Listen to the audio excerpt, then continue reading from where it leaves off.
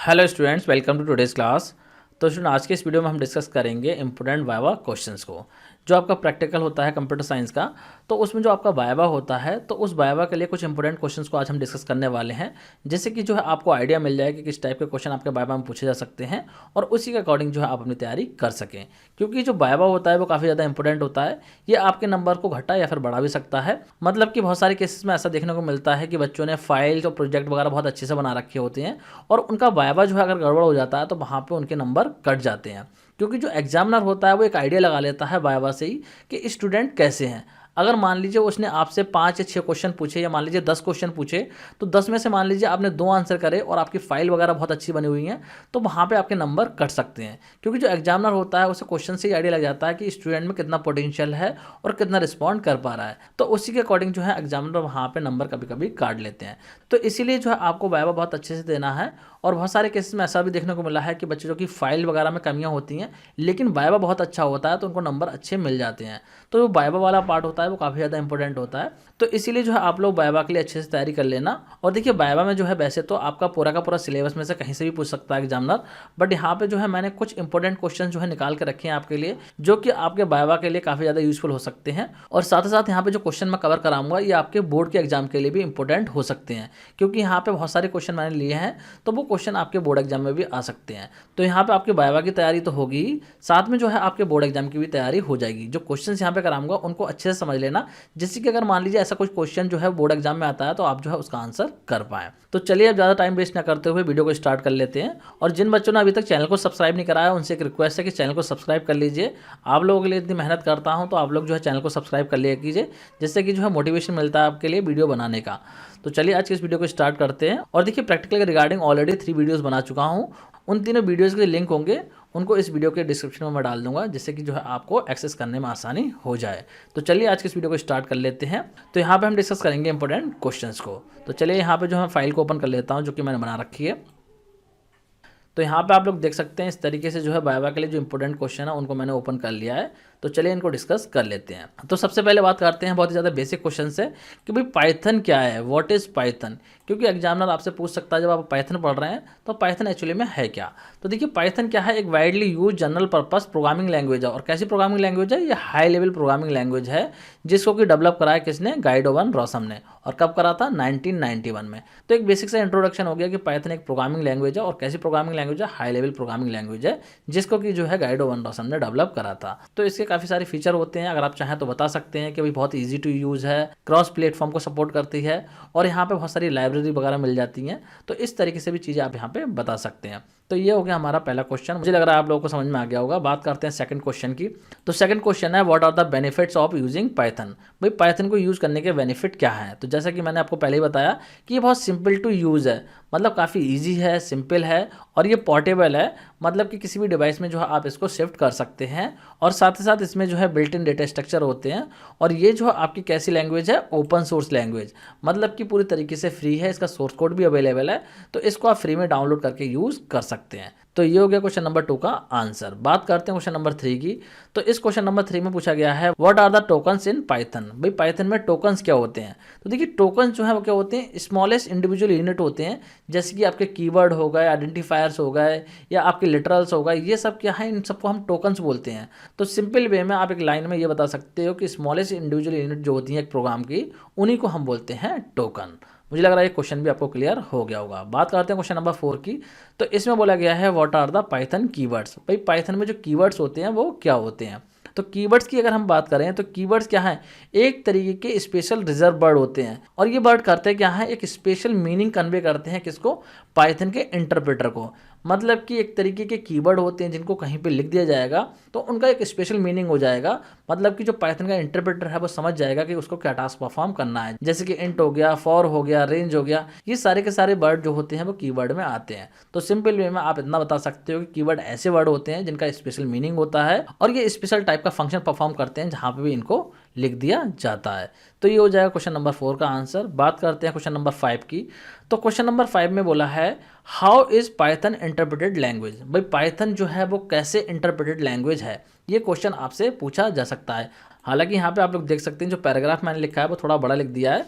तो अगर मैं आपको सिंपल टर्म में बताऊं तो इंटरप्रेटेड लैंग्वेज का मतलब होता है line by line execution of code. तो जब कोई प्रोग्रामिंग लैंग्वेज जो है कोड को लाइन बाय लाइन एग्जीक्यूट करती है तो ऐसी लैंग्वेज को बोला जाता है इंटरप्रेटेड लैंग्वेज, क्योंकि यहाँ पे जो कोड होता है वो डायरेक्टली सोर्स कोड से एग्जीक्यूट हो जाता है आपका। तो ऐसी लैंग्वेज को ही बोला जाता है इंटरप्रेटेड लैंग्वेज। और ये सेम काम जो है पाइथन में भी होता है, इसीलिए जो पाइथन है वो कैसी लैंग्वेज है, इंटरप्रेटेड लैंग्वेज है। तो इस तरीके से जो आप इसको शॉर्ट में आंसर कर सकते हैं। तो मुझे लग रहा है आप लोगों को ये क्वेश्चन भी क्लियर हो गया होगा। बात करते हैं क्वेश्चन नंबर 6 की। तो क्वेश्चन नंबर 6 में यहाँ पे बोला है name any 3 immutable data types. भाई कोई भी 3 इम्यूटेबल डेटा टाइप आप बताओ। तो देखिए लिस्ट हो गया, स्ट्रिंग हो गया, टपल हो गया, ये क्या है आपके इम्यूटेबल डेटा टाइप हैं। और इम्यूटेबल डेटा टाइप क्या होते हैं, ऐसे डेटा टाइप जिनमें कि चेंजेस पॉसिबल नहीं होते हैं। मतलब कि अगर वेरिएबल में इन डेटा टाइप को असाइन कर दिया गया है तो वहाँ पे आप चेंजेस नहीं कर सकते। इसके अलावा और भी इम्यूटेबल डेटा टाइप होते हैं, जैसे कि आपका फ्लोट हो गया। तो यहाँ पे कोई भी 3 इम्यूटेबल डेटा टाइप आप लिख सकते हो। और देखिए एग्जामिनर आपसे ऐसे भी क्वेश्चन पूछ सकता है कि भाई म्यूटेबल डेटा टाइप कौन कौन से होते हैं। मतलब कि इम्यूटेबल की जगह पे वो म्यूटेबल पूछ सकता है। तो म्यूटेबल कौन कौन से होते हैं, देखिए लिस्ट होती है, डिक्शनरी होती है, ये मेनली 2 होते हैं। इसके अलावा जो है सेट भी आपके म्यूटेबल डेटा टाइप में आ जाता है। तो इस तरीके से आपसे क्वेश्चन पूछे जा सकते हैं। इसके बाद में हम बात करते हैं नेक्स्ट क्वेश्चन की। तो नेक्स्ट क्वेश्चन है what is the difference between list and tuple. भाई लिस्ट और जो टपल होते हैं दोनों में डिफरेंस क्या होता है। तो मुझे लग रहा है इस क्वेश्चन का आंसर काफ़ी सारे बच्चों को पता भी होगा, जिनको नहीं पता है समझ लीजिए। देखिए लिस्ट और टपल के डिफरेंस की अगर हम बात करें तो देखिए इसमें मेनली ये डिफरेंस होता है कि जो लिस्ट होती है वो आपकी क्या होती है, म्यूटेबल होती है।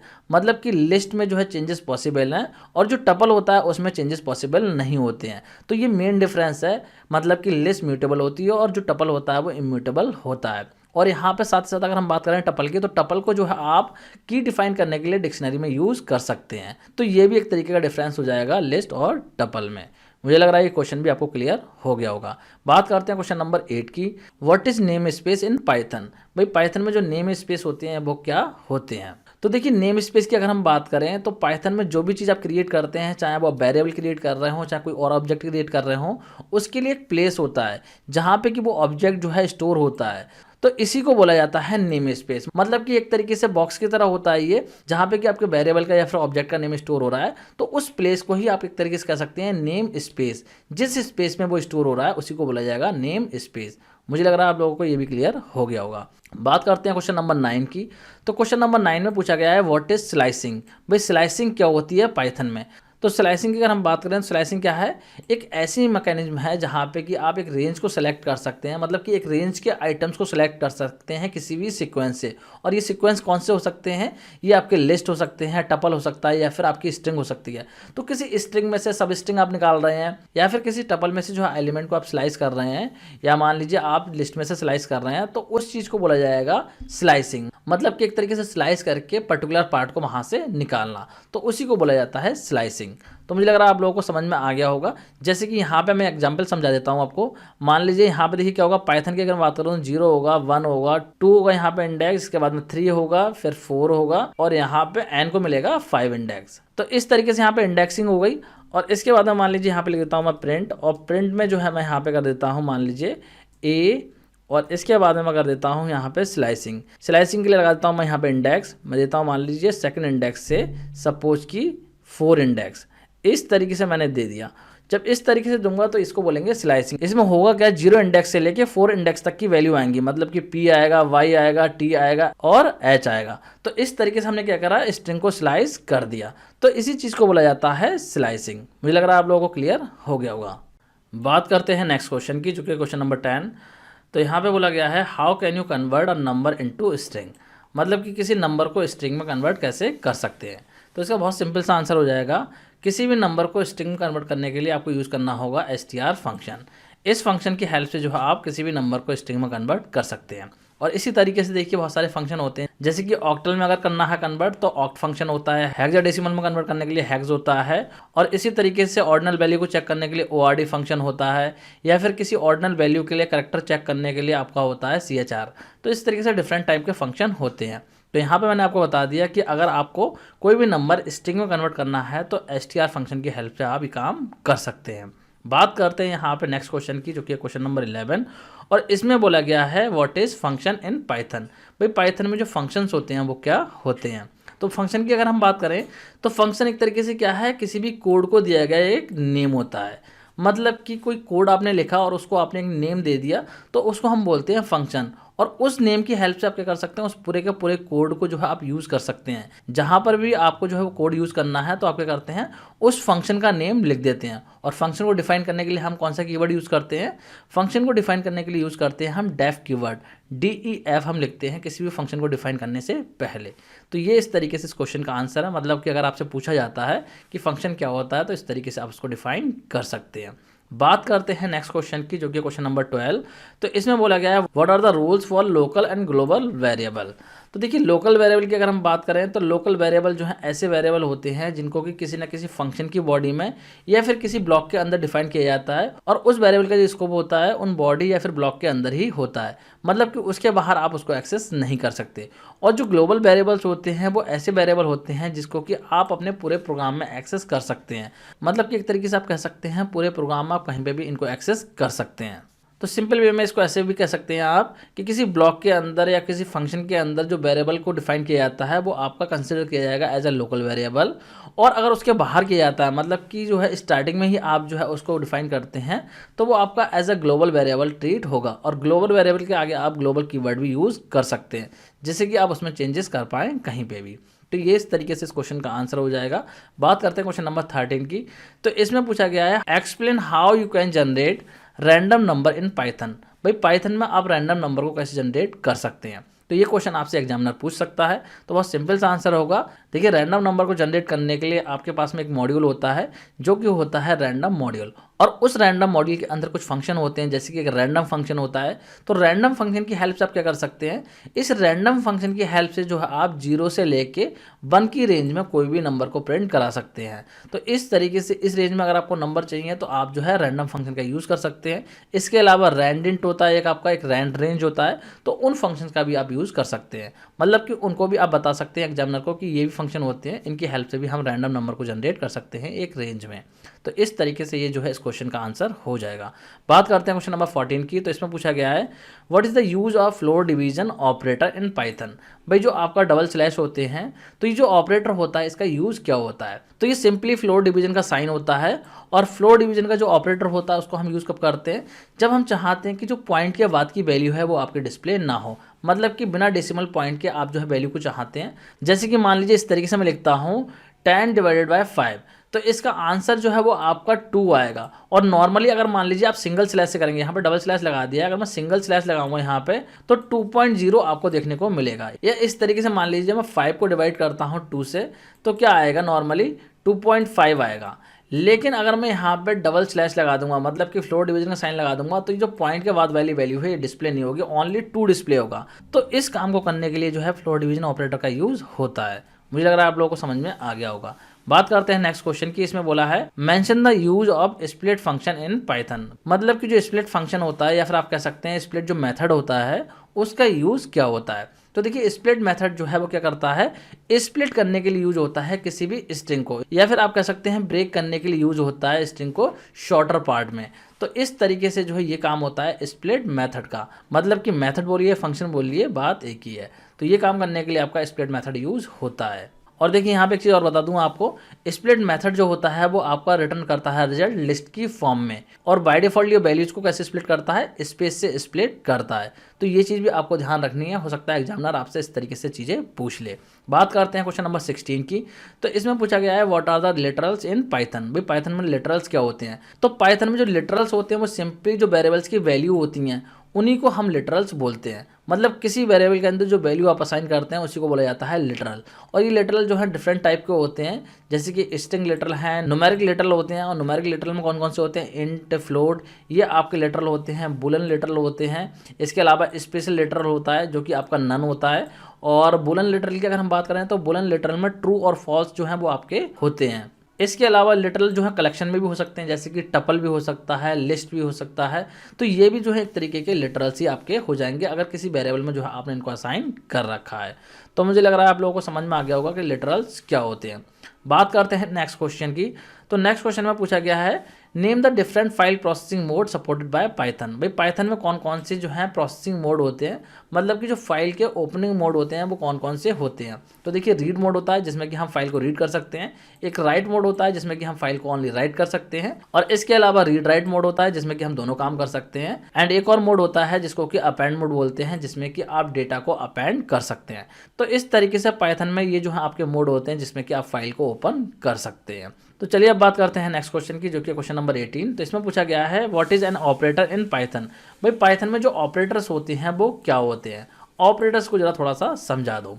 तो ऑपरेटर की अगर हम बात करें तो ऑपरेटर है क्या, एक तरीके से ये सिंबल हैं जो क्या करते हैं, कुछ ना कुछ वैल्यू लेते हैं और उन वैल्यूज पे जो कुछ ऑपरेशन परफॉर्म करके उससे कुछ ना कुछ रिजल्ट को ये देते हैं। जैसे कि अगर हम बात करें 10 + 30 कर दिया तो यहाँ पे क्या हो जाएगा, 40 हो जाएगा, मतलब कि यहाँ पे एडिशन परफॉर्म कर दिया। तो जो प्लस है वो क्या है, यहाँ पे ऑपरेटर है। इसी तरीके से इक्वल का साइन हो गया, प्लस हो गया, माइनस हो गया, मल्टीप्लिकेशन हो गया, ये सारे के सारे क्या होते हैं, आपके ऑपरेटर होते हैं। और पाइथन में डिफरेंट टाइप के ऑपरेटर होते हैं जो कि आप लोगों को पता ही होगा। तो यहाँ पे डिफरेंट टाइप के जो ऑपरेटर हैं उनको भी आप पढ़ सकते हैं।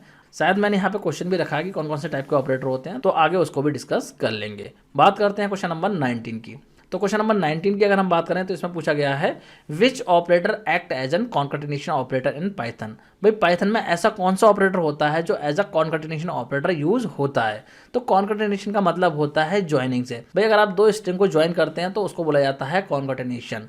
तो इस काम को करने के लिए जो है आपका प्लस का साइन यूज होता है, और इसको जब स्ट्रिंग के साथ में यूज किया जाता है, मतलब कि स्ट्रिंग को ज्वाइन करने के लिए यूज किया जाता है, तो इसी को बोला जाता है कॉन्कैटिनेशन ऑपरेटर।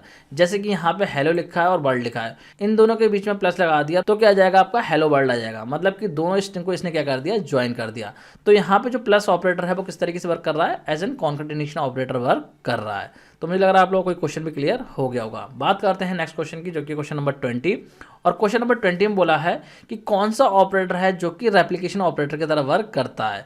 तो रेप्लिकेशन ऑपरेटर की अगर हम बात करें तो इसके लिए मल्टीप्लाई का साइन यूज होता है और इसी को बोला जाता है रेप्लिकेशन ऑपरेटर, और इसका काम होता है स्ट्रिंग को रेप्लिकेट करना। जैसे कि यहाँ पे एग्जांपल में समझिए, अगर आप लिखते हैं इस तरीके से हेलो, मान लीजिए हेलो एक स्ट्रिंग है और आपने लिख दिया इंटू 3, तो इसका मतलब क्या होगा, जो स्ट्रिंग आपकी हेलो वाली ये 3 बार रिपीट हो जाएगी। इस तरीके से लिख के आ जाएगा हेलो हेलो हेलो, मतलब कि 3 बार लिख के आ जाएगा। और इस चीज़ से फ़र्क नहीं पड़ता कि जो नंबर है वो पहले लगाएं आप या बाद में लगाएं। आप जो है यहाँ पे भी इस तरीके से लिख सकते थे 3 इंटू हेलो, तब भी आपका सेम ही काम होगा। तो इस तरीके से जो आपका स्टार होता है वो as an replication operator work करता है। बात करते हैं क्वेश्चन नंबर 21 की। तो क्वेश्चन नंबर 21 में पूछा गया है what are the different types of operator in Python. जैसे कि मैंने आपको बताया था कि कौन कौन से ऑपरेटर होते हैं, तो उससे रिलेटेड क्वेश्चन आ गया कि एग्जामिनर आपसे पूछ सकता है भाई कौन कौन से ऑपरेटर होते हैं पाइथन में। आपने पूरे साल पाइथन पढ़ी है तो जरा जो ऑपरेटर्स होते हैं उनके नाम बता दो। तो कौन कौन से ऑपरेटर होते हैं, अर्थमेटिक ऑपरेटर होते हैं, रिलेशनल ऑपरेटर होते हैं, असाइनमेंट ऑपरेटर होते हैं, लॉजिकल ऑपरेटर होते हैं, इसके अलावा मेंबरशिप ऑपरेटर्स होते हैं, आइडेंटिटी ऑपरेटर्स होते हैं और बिटवाइज ऑपरेटर्स होते हैं। तो इस तरीके से ये कैटेगरी हो गई ऑपरेटर्स की। और देखिए जो ऑपरेटर्स होते हैं इनमें कौन कौन से सिंबल्स होते हैं उनको भी आप लोग याद कर लेना। हो सकता है एग्जामिनर आपसे पूछ ले कि भाई लॉजिकल ऑपरेटर के नाम बताओ, या फिर आपसे पूछ ले भाई आप मेंबरशिप ऑपरेटर बताओ कौन कौन से होते हैं। तो इस तरीके से जो भी ऑपरेटर होते हैं तो वो आप लोग याद कर लेना। और वैसे देखिए याद करने की जरूरत आपको नहीं पड़नी चाहिए, अब तक आप इतनी प्रोग्रामिंग कर चुके हैं तो सबको समझ में आ जाना चाहिए कि कौन से ऑपरेटर कौन से होते हैं या किन ऑपरेटर का क्या काम होता है। तो ये आपको अब तक पता हो जाना चाहिए। अगर नहीं पता है तो इसका मतलब आपके बेसिक्स क्लियर नहीं है, और उन बेसिक्स को क्लियर आप लोग कीजिए। और अगेन मैं आपको रिकमेंड करूंगा कि अगर आप लोगों ने अभी तक मेरी प्लेलिस्ट को वॉच नहीं करा है तो देख लीजिए, क्योंकि बहुत ही ज़्यादा यूजफुल प्लेलिस्ट है और उससे जो है आपके ऑलमोस्ट सारे डाउट क्लियर हो जाएंगे और आप जो है अपने एग्जाम को बहुत अच्छे से कर सकते हैं। अगला क्वेश्चन हमारा क्वेश्चन नंबर 22, और इसमें पूछा गया है what is dictionary in Python. भाई डिक्शनरी जो है वो पाइथन में क्या होती हैं। तो देखिए डिक्शनरी की अगर हम बात करें तो डिक्शनरी भी क्या है, पाइथन में एक डेटा टाइप है, और ये क्या होल्ड करती है अपने पास में, ये डेटा आइटम्स को होल्ड करती है। किस फॉर्म में, की वैल्यू के पेयर्स में। मतलब कि यहाँ पे इंडेक्सिंग का कॉन्सेप्ट नहीं होता है, यहाँ पे की वैल्यू पेयर का कॉन्सेप्ट होता है, और इसको डिफाइन करने के लिए आप यूज़ करते हैं कर्ली ब्रेसेस का। तो इस तरीके से आप कह सकते हैं कर्ली ब्रेसेस जिसमें लगी रहती हैं वो आपकी क्या होती है, डिक्शनरी होती है। और यहाँ पे जो की और वैल्यू वाला पार्ट होता है वो कैसे सेपरेट होता है, कॉलन से सेपरेट होता है। तो यहाँ पे एक चीज़ समझ लीजिए कि इंडेक्सिंग का कॉन्सेप्ट नहीं होता है, और जो डिक्शनरीज होती हैं वो आपकी म्यूटेबल होती हैं। और म्यूटेबल में भी कौन सा पार्ट म्यूटेबल होता है ये चीज़ भी समझ लीजिए। यहाँ पे सिर्फ और सिर्फ जो वैल्यू वाला पार्ट होता है, मतलब कि जो आपकी डिक्शनरी होती है तो उस डिक्शनरी में जो वैल्यू वाला पार्ट होता है वो आपका म्यूटेबल होता है, जो की वाला पार्ट होता है वो म्यूटेबल नहीं होता है। देखिए मैं यहाँ पे एक एग्जांपल से डिक्शनरी समझा देता हूँ। मैं मान लीजिए यहाँ पे डिक्ट 1 के नाम से एक डिक्शनरी डिफाइन कर देता हूँ। देखिए मैं इस तरीके से कर रहा हूँ, मान लीजिए मैं यहाँ ले लेता हूँ कि इस तरीके से 1 और यहाँ पे मैंने लिख दिया सपोज कि अजय कॉमा 2 और यहाँ पे कर दिया मैंने सपोज हर्षित और यहाँ कर देता हूँ मैं कर्ली ब्रेसेस को क्लोज। तो इस तरीके से डिक्शनरी डिफाइन कर दी है और यहाँ पे इक्वल मान लीजिए आप लोग, इस तरीके मैंने इक्वल लिखा है तो इक्वल मान लीजिए। तो मान लीजिए डिक्ट1 के नाम से डिक्शनरी है, तो यहाँ पे देखिए जो पहला वाला पार्ट होता है इसको हम बोलते हैं की। ये पार्ट जो है की है, मतलब कि यहाँ पे 1 की है और 2 की है, और इसके बाद में जो अजय है और जो हर्षित है ये क्या है, वैल्यू है। तो मतलब कि जो वैल्यू वाला पार्ट है उसी में हम चेंज कर सकते हैं, जो आपका की वाला पार्ट है उसमें आप चेंज नहीं कर सकते हैं। तो इस तरीके से आप कह सकते हैं कि डिक्शनरी में सिर्फ और सिर्फ वैल्यू वाला पार्ट म्यूटेबल होता है और जो की वाला पार्ट होता है वो आपका म्यूटेबल नहीं होता है, वो कैसा होता है, इम्यूटेबल। तो आपसे एग्जामिनर ऐसा भी क्वेश्चन पूछ सकता है कि डिक्शनरी में जो हम की डिफाइन करते हैं वो कौन से डेटा टाइप की आपकी हो सकती है। तो बहुत सारे बच्चे ये आंसर कर देते हैं कि किसी भी डेटा टाइप की हो सकती है। तो यहाँ पे किसी भी डेटा टाइप की नहीं हो सकती, उसी डेटा टाइप की हो सकती है जो कि इम्यूटेबल होते हैं, क्योंकि की वाले पार्ट में आप चेंजेस नहीं कर सकते। तो इस चीज़ का भी आपको ध्यान रखना है। ये काफ़ी ज़्यादा डीप चीज़ मैंने आपको बता दी है, तो इस चीज़ का आपको ध्यान रखना है। बात करते हैं क्वेश्चन नंबर 23 की। तो क्वेश्चन नंबर 23 में पूछा गया है कि ट्राई, एक्सेप्ट, रेज और जो फाइनली होता है इसका यूज़ क्या होता है। तो देखिए ये जो ब्लॉक होते हैं इनका यूज होता है एरर हैंडलिंग के लिए। मतलब कि जो ट्राई है उसके अंदर ऐसा कोड डाल देते हैं जो कि एरर जनरेट कर सकता है, और कोई एरर जनरेट हो तो क्या एक्सेप्शन आपका लगे वो आप एक्सेप्ट वाले पार्ट में डालते हैं, और इसके बाद में फाइनली क्या ब्लॉक एग्जीक्यूट हो वो आप फाइनली वाले पार्ट में डाल सकते हैं। तो इस तरीके से यही काम होता है आपका try, except, raise and finally का। सिंपली अगर आप इतना भी बोल देंगे कि जो है आपके एरर हैंडलिंग के लिए यूज होते हैं तो इतना काफ़ी है। इतने से एग्जामिनर समझ जाएगा कि आपको जो है इसके बारे में पता है। बात करते हैं क्वेश्चन नंबर 24 की। तो क्वेश्चन नंबर 24 में बोला गया है how will you reverse a list, कि भाई लिस्ट को आप किस तरीके से रिवर्स करोगे। तो देखिए लिस्ट को रिवर्स करने के लिए आप यूज कर सकते हैं रिवर्स फंक्शन। रिवर्स एक मेथड होता है जिसको कि आप यूज कर सकते हैं। तो इस तरीके से जो लिस्ट आपको रिवर्स करनी है उस पर आप लगा देंगे डॉट रिवर्स, तो वो लिस्ट जो होगी वो रिवर्स हो जाएगी। इसके अलावा जो आप इंडेक्सिंग का यूज करके भी लिस्ट को रिवर्स कर सकते हैं, तो वो भी एक मेथड आपका हो जाएगा। बात करते हैं क्वेश्चन नंबर 25 की। तो क्वेश्चन नंबर 25 में पूछा गया है what is the use of break and continue statement. भाई ब्रेक और जो कंटिन्यू स्टेटमेंट होते हैं इनका यूज क्या होता है। तो देखिए ब्रेक और जो कंटिन्यू है दोनों ही कैसे स्टेटमेंट है, ये दोनों ही जो है आपके जंपिंग स्टेटमेंट है। और यहाँ पे अगर हम बात करें ब्रेक की, तो ब्रेक क्या करता है, आपके इटरेशन को स्किप करता है। मतलब कि एक तरीके से ब्रेक करता है लूप को, जो लूप आपका चल रहा है उसको ब्रेक करने के लिए ब्रेक स्टेटमेंट का यूज होता है।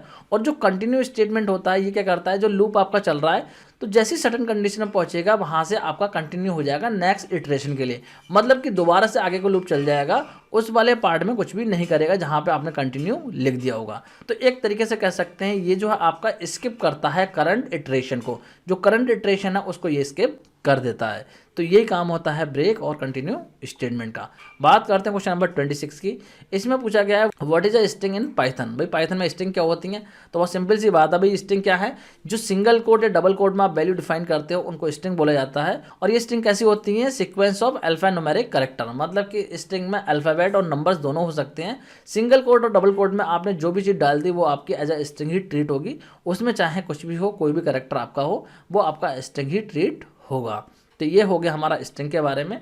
बात कर लेते हैं क्वेश्चन नंबर 27 की। तो क्वेश्चन नंबर 27 में पूछा गया है why is return keyword use in Python. भाई पाइथन में जो फंक्शंस होते हैं उसमें रिटर्न कीवर्ड का यूज क्यों किया जाता है। तो देखिए रिटर्न कीवर्ड की अगर हम बात करें तो फंक्शन में जो है कोई भी इनपुट लिया जाता है और उसके बाद में कोई रिजल्ट अगर आपको रिटर्न करना है फंक्शन से, मतलब कि जहाँ पे फंक्शन को कॉल किया गया है वहाँ के लिए आपको कोई रिजल्ट रिटर्न करना है, तो आप जो है रिटर्न स्टेटमेंट का यूज़ करते हैं। सिंपल वे में आप इसको ऐसे डिफाइन कर सकते हैं कि जो रिटर्न स्टेटमेंट है ये क्या करता है, फंक्शन से जो है रिजल्ट को रिटर्न कराने के लिए यूज होता है। तो इस तरीके से भी जो आप इसको शॉर्ट में बता सकते हैं। बात करते हैं क्वेश्चन नंबर 28 की। तो क्वेश्चन नंबर 28 की अगर हम बात करें तो इसमें पूछा गया है explain the use of with statement. भाई विद स्टेटमेंट का यूज क्या होता है, और ये बात की जा रही है फाइल हैंडलिंग के पर्सपेक्टिव में। तो यहाँ पे देखिए अगर हम बात करें तो विद जो मेथड होता है इसकी हेल्प से अगर आप फाइल को ओपन करते हैं तो फाइल क्या होती है, ओपन होने के बाद में अपने आप से क्लोज हो जाती है। मतलब कि आपको जो क्लोज मेथड होता है उसको लगाने की रिक्वायरमेंट नहीं होती है।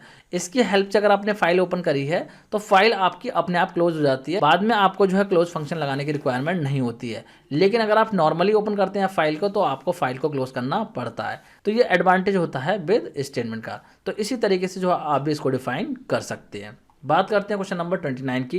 तो क्वेश्चन नंबर 29 की अगर हम बात करें तो इसमें पूछा गया है कि अपेंड और जो एक्सटेंड मेथड होते हैं दोनों में डिफरेंस क्या होता है। तो देखिए दोनों ही जो मेथड हैं वो आपके लिस्ट के मेथड हैं। मतलब कि दोनों जो मेथड हैं वो लिस्ट पे अप्लाई होते हैं और यहाँ पे अगर हम बात करें अपेंड की, तो अपेंड क्या करता है, लिस्ट के एंड में जो है एलिमेंट को अपेंड करने के लिए यूज होता है। और एक्सटेंड की अगर हम बात करें तो इसकी हेल्प से आप पूरी एक लिस्ट को अपेंड कर सकते हैं किसी और लिस्ट में। यहाँ पे जो अपेंड है वो एक एक एलिमेंट ऐड करता है, लेकिन एक्सटेंड से आप पूरी एक लिस्ट को भी अपेंड कर सकते हैं किसी और लिस्ट में। तो ये डिफरेंस हो जाएगा अपेंड और एक्सटेंड मेथड में। बात करते हैं क्वेश्चन नंबर 30 की। तो इसमें पूछा गया है difference between del keyword and clear keyword, कि डेल जो कीवर्ड होता है और जो क्लियर फंक्शन होता है दोनों में डिफरेंस क्या होता है। तो देखिए डेल कीवर्ड की अगर हम बात करें तो डेल अगर आप लगाएंगे तो क्या होगा कि कोई भी एलिमेंट जो होगा वो आप डिलीट कर सकते हैं, मतलब कि एक एक करके आप एलिमेंट को डिलीट कर सकते हैं। लेकिन क्लियर फंक्शन जो होता है वो क्या करता है, पूरे के पूरे एलिमेंट्स को एक बार में ही रिमूव कर देता है। किसी लिस्ट पे लगाएंगे या टपल पे लगाएंगे तो उसके जितने एलिमेंट होंगे उन सबको ये क्लियर कर देगा। तो ये डिफरेंस होता है डेल एंड क्लियर फंक्शन में। अब बात करते हैं नेक्स्ट क्वेश्चन की, जो कि है क्वेश्चन नंबर 31। तो इसमें पूछा गया है what is the difference between actual and formal parameter या फिर आर्ग्यूमेंट। आर्ग्यूमेंट और पैरामीटर लगभग एक ही होते हैं, तो आपसे पूछा जा सकता है कि फॉर्मल और एक्चुअल पैरामीटर में क्या डिफरेंस होता है, या फिर जो है इस तरीके से पूछा जा सकता है कि फॉर्मल और एक्चुअल आर्ग्यूमेंट में डिफरेंस क्या होता है। तो देखिए यहाँ पे बात कर लेते हैं फॉर्मल आर्ग्यूमेंट या पैरामीटर की। अगर हम बात करें तो ये ऐसे आर्ग्यूमेंट या पैरामीटर होते हैं जो कि पास किए जाते हैं फंक्शन डिक्लेरेशन के टाइम पे। मतलब कि जब फंक्शन को आप डिफाइन कर रहे होते हैं तो उस टाइम पे जो पैरामीटर या आर्ग्यूमेंट फंक्शन में पास किए जाते हैं उनको बोला जाता है फॉर्मल आर्ग्यूमेंट।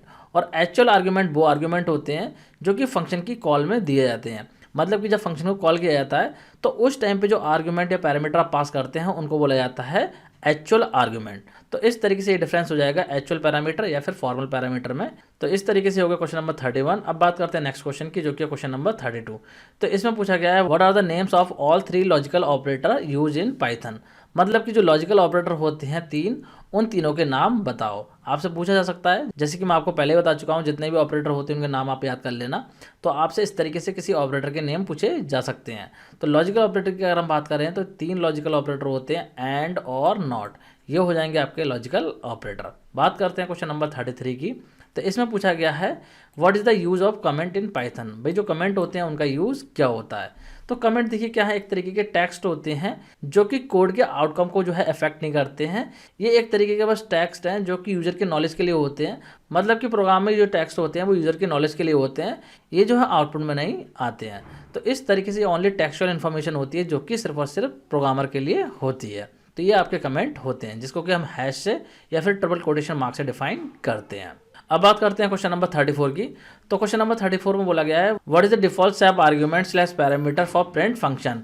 भाई प्रिंट फंक्शन जो होता है उसका डिफॉल्ट सैप आर्ग्यूमेंट क्या होता है, या फिर आप कह सकते हैं डिफॉल्ट सैप पैरामीटर क्या होता है। सैप का मतलब है यहाँ पे सेपरेटर से। तो प्रिंट फंक्शन के लिए डिफॉल्ट सेपरेटर जो होता है वो आपका क्या होता है, स्पेस होता है। तो ये इस तरीके से इस क्वेश्चन का आंसर हो जाएगा। बात करते हैं क्वेश्चन नंबर 35 की। तो इसमें पूछा गया है what is the default and argument slash parameter for print function.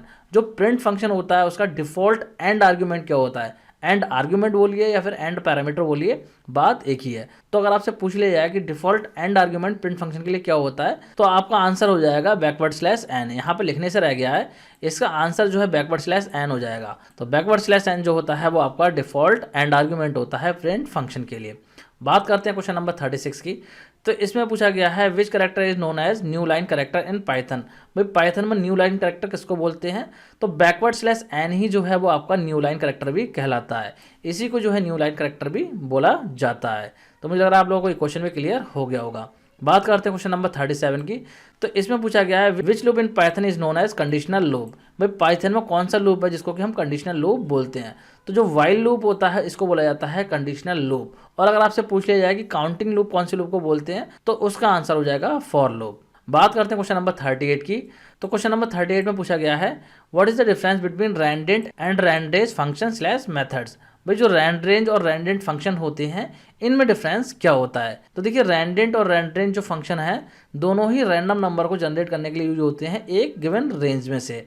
और यहाँ पे मेन डिफरेंस ये है कि जो रैंडेंट होता है उसमें अपर लिमिट इंक्लूड होती है, और जो रैंड रेंज होता है इसमें अपर लिमिट इंक्लूड नहीं होती है। इस चीज़ का आपको ध्यान रखना है। जैसे कि यहाँ पे एग्जांपल में आप लोग देख सकते हैं, अगर मैं लिखता हूँ यहाँ पे रैंडेंट 1,5।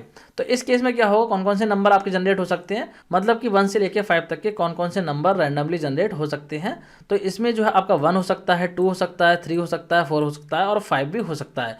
मतलब कि यहाँ पे जो 5 दे रखा है ये अपर लिमिट भी इंक्लूड यहाँ पे हो जाती है, 5 भी आपका जनरेट हो सकता है। लेकिन रैंड रेंज में अगर मैं लिखता हूँ 1,5, तो यहाँ पे कौन कौन से नंबर जनरेट हो सकते हैं, इसमें 1 होगा, 2 होगा, 3 होगा, 4 होगा, मतलब कि इनमें से कोई सा भी नंबर जनरेट हो सकता है, लेकिन 5 नहीं होगा। यहाँ पे जो अपर लिमिट होगी वो आपके इंक्लूड नहीं होती है। तो इस चीज़ का आपको ध्यान रखना है। तो ये डिफरेंस होता है रैंडेंट और रैंड रेंज फंक्शन में। मुझे लग रहा है आप लोगों को समझ में आ गया होगा। बात करते हैं नेक्स्ट क्वेश्चन की, क्वेश्चन नंबर 39 की। इस क्वेश्चन में पूछा गया है which function slash method is use to change lower case string into title case. भाई लोअर केस से अगर किसी स्ट्रिंग को आपको टाइटल केस में कन्वर्ट करना हो तो कौन सा फंक्शन या फिर मेथड आपका यूज होगा। तो इसके लिए जो है टाइटल फंक्शन या फिर आप कह सकते हैं मेथड यूज होता है। टाइटल मेथड से जो है आप किसी भी स्ट्रिंग को टाइटल केस में कन्वर्ट कर सकते हैं। और टाइटल केस क्या होता है, हर वर्ड का फर्स्ट लेटर कैपिटल, मतलब कि कोई सेंटेंस है तो उस सेंटेंस में क्या होगा, हर वर्ड का फर्स्ट लेटर क्या हो जाएगा, कैपिटल हो जाएगा। तो जब ऐसे लिखा होता है तो उसको बोला जाता है टाइटल केस। तो ये जो मेथड है वो इसी काम के लिए यूज होता है। बात कर लेते हैं क्वेश्चन नंबर 38 की। तो इसमें पूछा गया है in which mode we can read and write data on to a text file. मतलब कि कौन सा ऐसा फाइल का ओपनिंग मोड है जिसमें कि आप टेक्स्ट फाइल को राइट भी कर सकते हैं और रीड भी कर सकते हैं। तो इसका आंसर हो जाएगा W+ मोड। इसके अलावा अगर आप चाहें तो R+ भी इसका आंसर बता सकते हैं। बात करते हैं क्वेश्चन नंबर 39 की। तो इसमें पूछा गया है what are the positional slash required argument. भाई रिक्वायर्ड आर्गूमेंट जो होते हैं वो क्या होते हैं, या फिर आप कह सकते हैं जो पोजिशनल आर्गूमेंट होते हैं वो क्या होते हैं। तो बात कर लेते हैं इसका। देखिए आंसर क्या हो जाएगा, when the function call statement must be match the number and the order of the argument as defined in the function definition, this is called positional argument। मतलब इसका ये हुआ कि जब आप फंक्शन को डिफाइन करते हैं तो उस टाइम पे आप जितने आर्गुमेंट डिफाइन करते हैं और उनका जो ऑर्डर होता है वही जो है आपको फंक्शन की कॉलिंग में भी फॉलो करना पड़ता है। मतलब जितने ऊपर डिफाइन करे हैं आपने उतने ही नीचे डिफाइन करने पड़ेंगे कॉलिंग में, और जिस ऑर्डर में ऊपर डिफाइन करें उसी ऑर्डर में आपको नीचे भी डिफाइन करने पड़ेंगे। तो ऐसे आर्गुमेंट को बोला जाता है पोजिशनल या फिर रिक्वायर्ड आर्गुमेंट। मुझे लग रहा है आप लोगों को क्वेश्चन क्लियर हो गया होगा। बात करते हैं नेक्स्ट क्वेश्चन की, क्वेश्चन नंबर 40 की। तो इसमें पूछा गया है what is the extension of binary file in Python. भाई पाइथन में जो बाइनरी फाइल्स होती हैं तो उनकी एक्सटेंशन क्या होती है। तो इसकी एक्सटेंशन हो सकती है .bin या फिर .dat, बट आप जो है .dat को प्रीफर करना। अगर आपसे पूछा जाए क्वेश्चन तो .dat आप लोग बताना। बात करते हैं क्वेश्चन नंबर 41 की। तो इसमें पूछा है name any 2 method slash functions which are use to write text file in Python. वही टेक्स्ट फाइल को राइट करने के लिए कोई भी 2 मेथड या फिर फंक्शन आप बताइए जिनकी हेल्प से आप जो है टेक्स्ट फाइल को राइट कर सकते हैं। तो इसका आंसर हो जाएगा राइट एंड राइट लाइन्स। ये 2 मेथड होते हैं जिनकी हेल्प से आप टेक्स्ट फाइल को राइट कर सकते हैं। बात करते हैं क्वेश्चन नंबर 42 की। तो क्वेश्चन नंबर 42 में पूछा गया है name the method which can be use to read text file in Python. मतलब कि वो मेथड्स आपको बताने हैं जिनकी हेल्प से जो है आप डेटा को रीड कर सकते हैं टेक्स्ट फाइल से। तो कौन कौन से मेथड होते हैं, देखिए एक होता है आपका रीड, एक रीड लाइन होता है और तीसरा होता है रीड लाइन्स। ये 3 मेथड्स होते हैं जिनकी हेल्प से जो है आप टेक्स्ट फाइल में से डेटा को रीड कर सकते हैं। नेक्स्ट क्वेश्चन की बात करते हैं। तो नेक्स्ट क्वेश्चन है क्वेश्चन नंबर 43 और इसमें पूछा गया है what data object is read line function slash method returns. भाई जो रीड लाइन मेथड होता है या जो फंक्शन होता है वो किस टाइप का डेटा रिटर्न करता है, मतलब किस डेटा ऑब्जेक्ट को रिटर्न करता है। तो इसका आंसर हो जाएगा लिस्ट डेटा टाइप, मतलब कि लिस्ट डेटा ऑब्जेक्ट को जो है वो आपका रिटर्न करता है। बात करते हैं क्वेश्चन नंबर 44 की। तो क्वेश्चन नंबर 44 में पूछा गया है which module need to be imported to work on binary file. भाई पाइथन में अगर आपको बाइनरी फाइल में वर्क करना है तो कौन से मॉड्यूल को आपको इंपोर्ट करना होगा, इस क्वेश्चन का ये कहना है। तो पाइथन में बाइनरी फाइल में वर्क करने के लिए हम यूज़ करते हैं पिकल मॉड्यूल का। तो पिकल मॉड्यूल जो है इसका आंसर हो जाएगा। बात करते हैं क्वेश्चन नंबर 45 की। तो इसमें पूछा है लोड और जो डंप मेथड होते हैं ये आपके कौन से मॉड्यूल के पार्ट होते हैं। तो इसका आंसर हो जाएगा पिकल मॉड्यूल। ये दोनों ही मेथड आपके पिकल मॉड्यूल में ही होते हैं। बात करते हैं क्वेश्चन नंबर 46 की। इस क्वेश्चन में पूछा गया है what is the difference between tell and seek functions. जो टेल और सीक फंक्शन होते हैं इनका काम क्या होता है। तो चलिए इन दोनों फंक्शन की बात कर लेते हैं। देखिए टेल फंक्शन जो होता है वो क्या बताता है current position of file pointer, कि फाइल में जो है आपका पॉइंटर कहाँ पे है, जो फाइल पॉइंटर है वो फाइल में है कहाँ पे, तो ये बताता है आपका टेल फंक्शन। और सीक फंक्शन क्या करता है, ये फंक्शन जो है यूज होता है चेंज करने के लिए फाइल पॉइंटर की पोजीशन एक फाइल में। मतलब कि किसी फाइल में अगर आपको एक जगह से दूसरी जगह पे फाइल पॉइंटर को सेट करना है तो वो आप करेंगे सीक फंक्शन की हेल्प से। तो ये डिफरेंस होता है टेल और सीक फंक्शन में। फंक्शन बोलिए, मेथड बोलिए, बात एक ही है। बात कर लेते हैं क्वेश्चन नंबर 47 की। तो इसमें पूछा गया है what is the full form of CSV. तो सीएसवी की फुल फॉर्म सभी को पता होगी, कॉमा सेपरेटेड वैल्यूज जो है वो सीएसवी की फुल फॉर्म होती है। बात करते हैं क्वेश्चन नंबर 48 की। तो 48 क्वेश्चन में पूछा जा रहा है LIFO is the characteristic of which data structure. वही जो लीफो करेक्टरिस्टिक है वो कौन से डेटा स्ट्रक्चर की है। तो इसका आंसर हो जाएगा स्टैक। स्टैक की ये करेक्टरिस्टिक होती है और लिफो का मतलब होता है लास्ट इन फर्स्ट आउट। तो इस तरीके से स्टैक में क्या होता है, जो एलिमेंट सबसे लास्ट में ऐड होता है वो सबसे पहले आउट होता है, मतलब कि सबसे लास्ट में आएगा वो सबसे पहले आउट होगा। तो इस तरीके से आपका स्टैक वर्क करता है। बात करते हैं क्वेश्चन नंबर 49 की। तो क्वेश्चन नंबर 49 में पूछा गया है which device is used to amplify slash regenerate big signals. भाई ये क्वेश्चन है आपका नेटवर्किंग वाले चैप्टर से। तो यहाँ पे पूछा जा रहा है कि कौन सी ऐसी डिवाइस होती है जो कि एम्पलीफाई करती है सिग्नल को या फिर रीजनरेट करती है बिग सिग्नल्स को। तो इसका आंसर हो जाएगा रिपीटर। रिपीटर एक ऐसी डिवाइस होती है जो कि बिग सिग्नल्स को रीजनरेट करती है या फिर आप कह सकते हैं एम्पलीफाई करती है। बात करते हैं क्वेश्चन नंबर 50 की। तो क्वेश्चन नंबर 50 में पूछा गया है a network that is spread across the city will be example of what kind of computer network. भाई एक ऐसा नेटवर्क है जो कि पूरी एक सिटी में फैला हुआ है, तो वो किस टाइप के नेटवर्क का एग्जाम्पल होगा। तो ये हो जाएगा आपका मैन का एग्जाम्पल। मैन की फुल फॉर्म होती है मेट्रोपॉलिटन एरिया नेटवर्क, मतलब कि कोई भी ऐसा नेटवर्क है जो कि एक पूरी सिटी में फैला हुआ है तो वो आपका मैन नेटवर्क होता है। और अगर एक सिटी से ज़्यादा में फैला हो, मान लीजिए 2-3 सिटी में फैला हुआ हो, तो ऐसे नेटवर्क को बोलते हैं वैन, वाइड एरिया नेटवर्क। और मान लीजिए एक बिल्डिंग में फैला हुआ हो तो वो क्या हो जाएगा लैन, लोकल एरिया नेटवर्क। और एक छोटा सा नेटवर्क है जैसे कि आप ब्लूटूथ से डेटा ट्रांसफर कर रहे हैं दो डिवाइसेस के बीच में, तो वो हो जाएगा एग्जाम्पल पैन का। पैन की फुल फॉर्म होती है पर्सनल एरिया नेटवर्क। तो इस तरीके से डिफरेंट टाइप के क्वेश्चन जो है आपको नेटवर्क से रिलेटेड पूछे जा सकते हैं। बात करते हैं क्वेश्चन नंबर 51 की। तो क्वेश्चन नंबर 51 की अगर हम बात करें तो इसमें पूछा गया है व्हाट आर प्रोटोकॉल्स। भाई प्रोटोकॉल क्या होते हैं। तो प्रोटोकॉल की अगर हम बात करें तो प्रोटोकॉल क्या है, सेट ऑफ रूल्स होते हैं जो कि कम्युनिकेशन में हेल्प करते हैं। ये बताते हैं कि सेंडर से रिसीवर तक डेटा किस तरीके से ट्रांसमिट होगा, किस डिवाइस से ट्रांसमिट होगा, बहुत सारी चीज़ें ये बताते हैं। तो सिंपल वे में आप कह सकते हैं सेट ऑफ रूल जो होते हैं that are known as protocol. बात करते हैं क्वेश्चन नंबर 52 की। तो इस क्वेश्चन में पूछा गया है which protocol is use when we send an email. मतलब कि कौन सा प्रोटोकॉल यूज होता है जब हम ईमेल को सेंड करते हैं। तो इसके लिए आपका आंसर हो जाएगा SMTP। SMTP की फुल फॉर्म होती है सिंपल मेल ट्रांसफ़र प्रोटोकॉल। ये प्रोटोकॉल जो है वो आपको ईमेल को ट्रांसफ़र करने में हेल्प करता है या फिर आप कह सकते हैं ईमेल को सेंड करने में हेल्प करता है। बात करते हैं क्वेश्चन नंबर 53 की।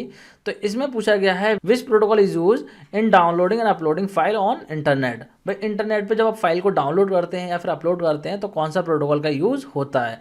तो इसका आंसर हो जाएगा FTP। और FTP की फुल फॉर्म होती है file transfer protocol. Next question की बात करते हैं क्वेश्चन नंबर 54। तो इसमें पूछा गया है what is the degree in respect of database. भाई डेटाबेस में अगर हम बात करें तो डिग्री हम किस चीज़ को बोलते हैं। तो देखिए डिग्री की अगर हम बात करें तो डिग्री जो है नंबर ऑफ एट्रीब्यूट होते हैं किसी भी रिलेशन के, मतलब कि किसी भी रिलेशन के नंबर ऑफ एट्रीब्यूट जो होते हैं उसको बोला जाता है डिग्री। और सिंपल टर्म में अगर मैं बताऊँ आपको तो किसी भी टेबल के जो नंबर ऑफ कॉलम होंगे उसी को बोला जाता है डिग्री। अब बात करते हैं क्वेश्चन नंबर 55 की। तो क्वेश्चन नंबर 55 में पूछा गया है what is the cardinality in respect of database. भाई कार्डिनलिटी क्या होती है डेटाबेस के रिस्पेक्ट में। तो कार्डिनलिटी की अगर हम बात करें तो कार्डिनलिटी क्या होती है, नंबर ऑफ टपल जो होते हैं किसी भी रिलेशन के उसको बोला जाता है कार्डिनलिटी। सिंपल टर्म में अगर हम कहें किसी भी टेबल के नंबर ऑफ रोज जो होंगे उसको बोला जाएगा कार्डिनलिटी। और देखिए डिग्री और कार्डिनलिटी से रिलेटेड आपको बोर्ड एग्जाम में भी क्वेश्चन जरूर देखने को मिलेगा। तो मुझे लगता है आप लोगों को समझ में आ गया होगा कि डिग्री क्या होती है और कार्डिनलिटी क्या होती है। अब बात करते हैं नेक्स्ट क्वेश्चन की, जो कि है क्वेश्चन नंबर 56। तो इस क्वेश्चन में पूछा गया है व्हाट इज़ प्राइमरी की। तो प्राइमरी की अगर हम बात करें तो प्राइमरी की क्या होती है, प्राइमरी की जो है वो कॉम्बिनेशन होती है कॉलम्स का जो कि यूनिकली आइडेंटिफाई करवाती है रिकॉर्ड्स को या फिर आप कह सकते हैं रोज़ को। जो एक टेबल होती है उस टेबल की जो रोज़ होती हैं उनको यूनिकली आइडेंटिफाई करने के लिए प्राइमरी की का यूज़ किया जाता है। तो जिस कॉलम पे भी आप प्राइमरी की सेट कर देते हैं तो उस कॉलम में जो है आपकी वैल्यू रिपीट नहीं हो सकती और ना ही उस कॉलम की वैल्यूज़ को आप ब्लैंक छोड़ सकते हैं। तो यही काम होता है प्राइमरी की का। तो मुझे लग रहा है ये क्वेश्चन भी आपको क्लियर हो गया होगा। अब बात करते हैं क्वेश्चन नंबर 57 की, जो कि है व्हाट इज़ कैंडिडेट की। तो कैंडिडेट की अगर हम बात करें तो कैंडिडेट की क्या होती है, ऐसे जितने भी कॉलम्स होते हैं किसी भी टेबल के जो कि प्राइमरी की बन सकते हैं तो वो सारे के सारे कॉलम क्या कहलाते हैं, कैंडिडेट की कहलाते हैं। मतलब कि सिंपल टर्म में आप ऐसे बोल सकते हो कि किसी भी टेबल में जितने भी कॉलम ऐसे होंगे जो कि प्राइमरी की बनने के कैंडिडेट हैं तो उन सारे के सारे कॉलम को जो आप क्या बोलोगे, कैंडिडेट की बोलोगे। तो ये हो जाएगा इस क्वेश्चन का आंसर। बात करते हैं नेक्स्ट क्वेश्चन की, क्वेश्चन नंबर 58 की। तो इसमें बोला गया है व्हाट इज फॉरेन की। तो फॉरेन की अगर हम बात करें तो फॉरेन की क्या है, फॉरेन की जो है कॉम्बिनेशन है कॉलम्स का, जहाँ पे की जो वैल्यूज होती है वो ड्राइव्ड होती हैं किसी और टेबल के ऐसे कॉलम से जहाँ पे कि प्राइमरी की लगी हुई होती है। मतलब कि किसी और टेबल में प्राइमरी की लगी हुई है और उसकी जो वैल्यूज़ हैं अगर आप किसी टेबल में लेके जाएंगे तो वहाँ पे जो आपकी की बनेगी वो बनेगी फॉरेन की। तो इस टाइप की को फॉरेन की बोला जाता है। तो मुझे लग रहा है ये चीज़ भी आपको क्लियर होगी। और देखिए कीज़ के कॉन्सेप्ट जो है अगर आपको बहुत ज़्यादा डिटेल में समझने हैं तो आप जो है डेटाबेस वाले चैप्टर को देख लीजिएगा, जो मैंने क्लास 12 की प्लेलिस्ट बनाई है तो उसमें जो है डेटाबेस वाले वीडियोस भी हैं। तो उनको अगर आप देख लेंगे, मतलब कि उस चैप्टर को आप देख लेंगे तो सारे के सारे जो डाउट हैं आपके कीज़ के रिगार्डिंग क्लियर हो जाएंगे। वहाँ पर जो है ज़्यादा डिटेल में मैंने इन चीज़ों को समझा रखा है। अब बात करते हैं क्वेश्चन नंबर 59 की। तो इसमें पूछा गया है व्हाट इज़ अल्टरनेट की। भाई अल्टरनेट की क्या होती है। तो अल्टरनेट की अगर हम बात करें तो अल्टरनेट की जो है ऐसी कैंडिडेट की को बोला जाता है जो कि आपकी प्राइमरी की ना बनी हो। मतलब कि मान लीजिए एक टेबल में ऐसे 3 कॉलम हैं जो कि प्राइमरी की बन सकते हैं, तो उन 3 कॉलम में से जो है आप किसी एक कॉलम को ही प्राइमरी की सेट करोगे, क्योंकि एक टेबल में जो है आपकी एक ही प्राइमरी की हो सकती है। तो 3 कॉलम ऐसे हैं जो कि प्राइमरी की बन सकते हैं, लेकिन आपने एक ही को प्राइमरी की बनाया तो बाकी के जो 2 कॉलम बचे उनको आप बोलेंगे अल्टरनेट की। तो इस तरीके से जो आप अल्टरनेट की के बारे में बता सकते हैं। बात करते हैं क्वेश्चन नंबर 60 की। तो इसमें पूछा गया है व्हाट इज़ RDBMS, मतलब कि रिलेशनल डेटाबेस मैनेजमेंट सिस्टम होता है, ये क्या होता है। तो इसकी बात कर लेते हैं। देखिए रिलेशनल डेटाबेस मैनेजमेंट सिस्टम जो है वो एक ऐसा सॉफ्टवेयर है जो कि आपको ऐसी फैसिलिटी देता है कि वहाँ पे जो आप डेटा को ऐड कर सकते हैं, डेटा को मैनिपुलेट कर सकते हैं, और साथ ही साथ ये जो है आपको सिक्योरिटी और इंटीग्रिटी भी प्रोवाइड करता है, जिससे कि जो डेटा है उसमें रिडंडेंसी आपकी कम हो जाए। तो एग्जाम्पल के तौर पर MySQL, Oracle, Microsoft SQL server, ये सब जो है रिलेशनल डेटाबेस मैनेजमेंट सिस्टम होते हैं। तो मुझे लग रहा है ये क्वेश्चन भी आपको क्लियर हो गया होगा। बात करते हैं क्वेश्चन नंबर 61 की। तो इस क्वेश्चन में पूछा गया है what is the use of drop command. भाई ड्रॉप कमांड का काम क्या होता है। तो ड्रॉप कमांड की अगर हम बात करें तो इसका यूज़ करते हैं हम टेबल्स को डिलीट करने के लिए, या फिर जो है इसकी हेल्प से आप क्या कर सकते हैं, डेटाबेस को भी ड्रॉप कर सकते हैं। तो इस तरीके से आप बता सकते हैं कि जो ड्रॉप कमांड होती है इसका यूज जो है टेबल या फिर डेटाबेस को डिलीट करने के लिए किया जाता है। तो ये हो गया क्वेश्चन नंबर 61 का आंसर। बात करते हैं क्वेश्चन नंबर 62 की। इसमें पूछा गया है what do you understand by ordinal constant. भाई जो नॉर्डिनल कांस्टेंट होता है इसका काम क्या होता है। तो देखिए नॉर्डिनल कांस्टेंट की अगर हम बात करें तो ये जो है ये इंश्योर करता है कि किसी फील्ड में जो है आपकी वैल्यू नल ना रहे, मतलब कि ब्लैंक जो है कोई कॉलम ना रहे। तो जिस कॉलम पे भी इस कांस्टेंट को आप सेट कर देंगे तो वहाँ पे जो है आपकी वैल्यू ब्लैंक नहीं रह सकती, मतलब कि वहाँ पे कोई ना कोई वैल्यू आपको डालनी पड़ेगी। तो यही काम होता है नॉर्डिनल कांस्टेंट का। बात करते हैं क्वेश्चन नंबर 63 की। तो इसमें पूछा गया है what is the significance of count function. भाई काउंट फंक्शन जो आप यूज़ करते हैं डेटाबेस में या फिर आप कह सकते हैं MySQL में, तो उसका यूज़ क्या होता है। तो काउंट फंक्शन की अगर हम बात करें तो ये यूज़ होता है काउंट करने के लिए नंबर ऑफ़ वैल्यूज़, मतलब कि किसी कॉलम में कितनी नंबर ऑफ़ वैल्यूज़ हैं उनको काउंट करने के लिए जो यूज़ होता है। या फिर आप इस तरीके से भी बता सकते हैं कि काउंट जो फंक्शन होता है वो नंबर ऑफ़ रो को जो है एक टेबल में से काउंट करके बताता है। जैसे कि यहाँ पे अगर हम बात करें एग्जाम्पल के तौर पे, तो यहाँ पे लिखा है सिलेक्ट काउंट रोल नंबर, तो ये जो है रोल नंबर को काउंट करके बता देगा स्टूडेंट वाली टेबल में से। जैसे कि यहाँ पे लिखा है फ्रॉम स्टूडेंट, तो स्टूडेंट वाली टेबल में से कितने रोल नंबर्स हैं किसी एक पर्टिकुलर कॉलम में, उनको काउंट करके ये बता देगा। बात करते हैं क्वेश्चन नंबर 64 की। तो इस क्वेश्चन में पूछा गया है how can B delete table in MySQL। भाई MySQL में जो हम टेबल को डिलीट कैसे कर सकते हैं। तो बहुत सिंपल सा आंसर है, पहले मैं आपको बता चुका हूँ कि इस काम को करने के लिए आपको यूज़ करना होता है ड्रॉप स्टेटमेंट, या फिर आप कह सकते हैं ड्रॉप कमांड का यूज़ करके जो हम टेबल को डिलीट कर सकते हैं। बात करते हैं क्वेश्चन नंबर 65 की। तो इसमें पूछा गया है how can B delete a record in MySQL। भाई MySQL में जो हम एक रिकॉर्ड को कैसे डिलीट कर सकते हैं, मतलब कि एक टेबल में से एक रिकॉर्ड डिलीट करना हो या रो डिलीट करनी हो, तो उसके लिए आप क्या करेंगे, तो इस काम को करने के लिए आपको क्या करना होगा, डिलीट कमांड का यूज़ करना होगा। जो डिलीट कमांड होती है इसकी हेल्प से जो है आप पर्टिकुलर रो को डिलीट कर सकते हैं किसी टेबल में से। बात करते हैं क्वेश्चन नंबर 66 की। तो इसमें पूछा गया है how can be add a record and add a column in a table. वे किसी टेबल में जो हम किसी रिकॉर्ड को या फिर जो है कॉलम को किस तरीके से ऐड कर सकते हैं। तो इस काम को करने के लिए जो है आपको यूज़ करना पड़ता है कौन सा स्टेटमेंट, अल्टर स्टेटमेंट, या फिर आप कह सकते हैं अल्टर कमांड का यूज़ करके आप ये काम कर सकते हैं। तो आपको लिखना क्या होता है, अल्टर टेबल कमांड आपको लिखनी होती है, और उसके बाद में उस टेबल का नाम लिख देना होता है जिसमें कि आप मॉडिफिकेशन करने वाले हैं। तो उस टेबल में अगर आपको ऐड करना है तो आप ऐड भी कर सकते हैं, और अगर आपको डिलीट करना है तो डिलीट भी कर सकते हैं। तो इस तरीके से इस काम को करने के लिए अल्टर टेबल कमांड का यूज़ किया जाता है। बात करते हैं क्वेश्चन नंबर 67 की। इसमें पूछा गया है name any two DDL command. भाई आपको जो है कोई भी 2 DDL कमांड का नाम यहाँ पे बताना है। तो DDL कमांड की अगर हम बात करें तो क्रिएट टेबल हो जाएगा और अल्टर टेबल हो जाएगा। ये दोनों ही जो है वो आपकी क्या है, DDL कमांड होती हैं। इसके अलावा अगर आप चाहें तो कोई और DDL कमांड भी बता सकते हैं। अगर आपसे पूछी जाती हैं DDL कमांड तो कोई और भी आप बता सकते हैं। बात करते हैं नेक्स्ट क्वेश्चन की, जो कि है क्वेश्चन नंबर 68। इसमें पूछा है name any 2 DML command. 2 DML command के नाम पूछे गए हैं, तो यहाँ पे इसका आंसर हो जाएगा insert into and select command.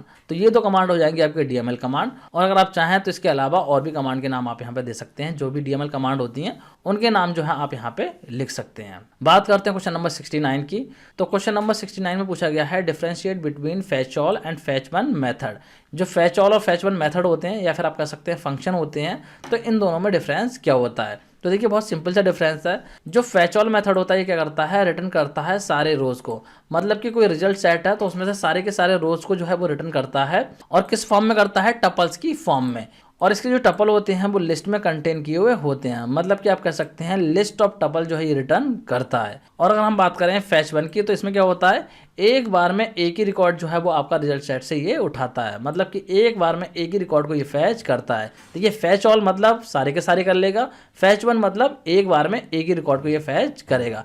तो यही डिफरेंस होता है दोनों ही मेथड में। और फैच वन में देखिए क्या होता है, मान लीजिए आपके टेबल में 5 रिकॉर्ड है, तो पहली बार में जो है फैच वन क्या करेगा, पहला रिकॉर्ड उठाएगा। उसके बाद में जब आप दूसरी बार फैच वन लगाएंगे तो फिर पहला रिकॉर्ड नहीं उठाएगा, ये सेकंड वाला रिकॉर्ड उठाएगा। जो पहले ही उठा चुका है उसको छोड़ के अगले वाले पे मूव हो जाएगा। तो इस तरीके से आपका फैच वन जो मेथड है वो वर्क करता है। तो मुझे लग रहा है आप लोगों को ये क्वेश्चन भी क्लियर हो गया होगा। बात करते हैं क्वेश्चन नंबर 70 की, जो कि आपका लास्ट क्वेश्चन है। तो इस क्वेश्चन में पूछा गया है which data object is fetch all method return. वही फैच ऑल मेथड जो होता है वो किस डेटा ऑब्जेक्ट को रिटर्न करता है। तो ऊपर मैं आपको बता ही चुका हूँ, ये जो है लिस्ट की फॉर्म में जो है आपको डेटा रिटर्न करके देता है। जो टपल होते हैं वो लिस्ट के अंदर कंटेंट किए हुए होते हैं, तो लिस्ट ऑफ टपल जो है रिटर्न करता है। तो एक तरीके से जो फाइनल डेटा टाइप होगा वो आपका लिस्ट हो जाएगा। तो इस तरीके से ये जो हमने इंपोर्टेंट 70 क्वेश्चंस को डिस्कस कर लिया है, जो कि आपके वाइवा के लिए काफ़ी ज़्यादा इंपोर्टेंट हो सकते हैं। और साथ ही साथ जो क्वेश्चन है वो आपके बोर्ड एग्जाम के लिए भी काफ़ी ज़्यादा यूजफुल हो सकते हैं। तो इनको जो है अच्छे से प्रैक्टिस कर लेना। इसके अलावा अगर आपने अच्छे से तैयारी नहीं करी है तो प्लेलिस्ट को अच्छे से वॉच कर लीजिए, आपकी तैयारी अच्छी हो जाएगी। बोर्ड एग्जाम से पहले जो है आपकी इतनी अच्छी तैयारी हो जाएगी कि आप जो है बहुत अच्छे नंबर ला सकते हैं। तो पूरी प्लेलिस्ट को अच्छे से वॉच कर लीजिए, क्योंकि वहाँ पे जो है मैंने सारे टॉपिक्स बहुत ही ज़्यादा डिटेल में एक्सप्लेन किए हुए हैं। तो स्टूडेंट मुझे लगता है आप लोगों को सारी चीज़ें क्लियर हो गई होंगी। प्रैक्टिकल के रिगार्डिंग मैं सारी चीज़ें आपको बता ही चुका हूँ कि किस तरीके का क्वेश्चन पेपर होता है, किस तरीके से रिपोर्ट फाइल बनानी होती है, किस तरीके से आपको प्रोजेक्ट बनाना होता है, और किस टाइप के क्वेश्चन आपसे वाइवा में पूछे जा सकते हैं, वो भी मैंने आपको बता दिया है। तो स्टूडेंट आपके प्रैक्टिकल के लिए ऑल द बेस्ट। अच्छे से अपने प्रैक्टिकल को कीजिएगा और साथ ही अपने बोर्ड एग्जाम की भी तैयारी अच्छे से कीजिएगा। तो स्टूडेंट आज के इस वीडियो को यहीं पे एंड करते हैं। नेक्स्ट वीडियो से हम बोर्ड एग्जाम के लिए प्रैक्टिस क्वेश्चंस करेंगे।